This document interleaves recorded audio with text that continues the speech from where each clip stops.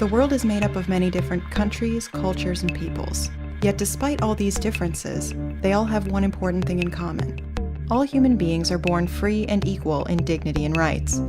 This is what it says in the very first article of the Universal Declaration of Human Rights of December 10, 1948. The notion of human rights has become one of the most important in the history of humankind. But what exactly are human rights? Who is responsible for protecting them? And do they really apply to all people? We describe human rights as those rights which apply to every single person, simply because he or she is a human being. They are innate. Human rights apply to every person in every part of the world, without exception. They are therefore universal. They also apply equally to everyone, regardless of race, religion, gender, sexual orientation, skin color, age, or other features that may distinguish one person from another. Human rights are part of international law. The UN Charter of 1946 already contained important passages on the meaning and protection of human rights.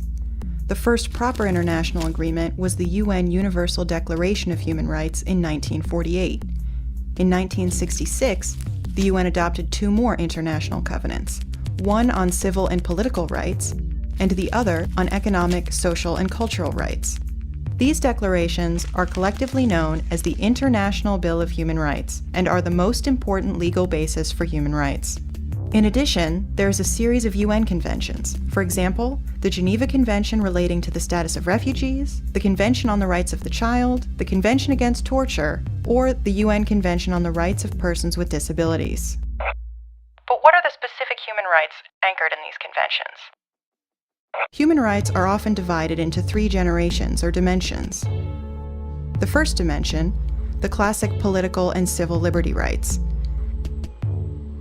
These include the right to life and physical integrity, a ban on slavery and forced labor, protection from torture, freedom of thought, conscience, and religion, a comprehensive ban on discrimination, and the right to vote. The second dimension, the economic, social, and cultural human rights. These include the right to work and to a decent wage, the right to form trade unions, equality between men and women, the protection of families, pregnant women, mothers, and children, the right to a decent standard of living, including the right to adequate food, the right to the highest attainable standard of physical and mental health, the right to education, and the right to participate in cultural life. The third dimension deals with the rights of groups. It includes the right to self-determination, the right to development, the right to a clean environment, and the right to peace. The principle of the indivisibility of human rights is important. That means none of the rights listed in the political, economic, social, and cultural human rights may have precedence over the others. Human rights can only be consummated when all facets work together. The exercise of civil and political rights depends on the safeguarding of economic, social, and cultural rights, and vice versa. And who exactly has the job of implementing and upholding human rights? Countries carry the main responsibility. They are obliged to refrain from any action that would violate human rights, must protect them from violation, and create the necessary conditions for people to fully exercise their human rights. The UN's central body is the Human Rights Council, a body of 47 countries based in Geneva. It reviews the situation on human rights on a regular basis in all of the UN member states. It can also send independent experts to individual countries. The problem: there are many countries on the Council which do not themselves uphold human rights. The UN Security Council concerns itself particularly with the protection of human rights during wars and armed conflicts. For example, it works to end the recruitment of child soldiers. The High Commissioner for Human Rights is responsible for coordinating the human rights work of the entire UN body. She has local offices in all parts of the world and can send human rights experts to UN peace missions. The International Criminal Court in The Hague. With its establishment in 1998, the world has an authority capable of investigating and passing sentence on particularly grave breaches of human rights: genocide, war crimes, and crimes against humanity. its powers are still limited now. It lacks the support of important countries, like the USA and China. But a crucial step has been taken. War criminals can no longer commit their transgressions with impunity. Along with the global institutes of the UN, there are various regional human rights agreements and bodies. The European Convention on Human Rights and the European Court of Human Rights in Strasbourg. The African Charter on Human and People's Rights. And the American Convention on Human Rights. Civil society has an especially important role to play.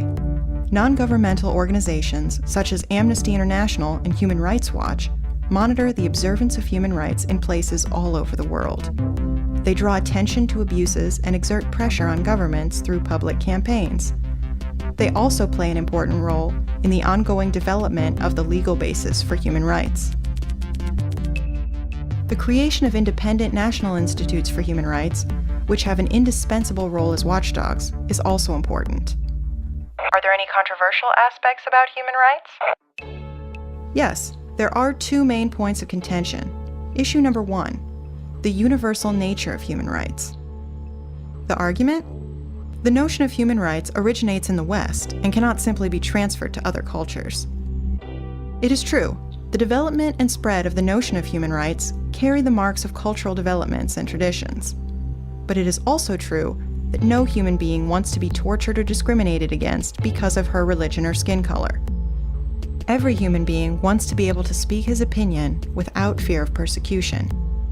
Every human being wants a life of dignity with a roof over her head, without having to suffer hunger or thirst.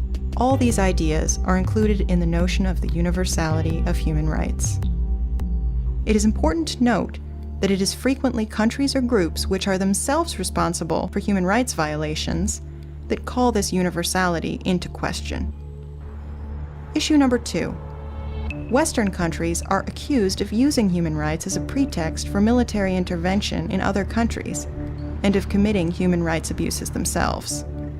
It is clear, no country is the sole defender of human rights. Human rights are violated in Western countries too. Especially following the attacks of 9/11, measures were introduced that compromised human rights. The justification? The war on terrorism. We see that human rights are very particular rights. They apply equally to every individual. Respect for and protection of human rights must be at the heart of government activity, since human beings are both the reason for and the object of every policy. People do not exist for the state, but the state for people. The struggle to secure and defend human rights must be continually renewed, for we can only secure permanent peace and stability if we respect human rights.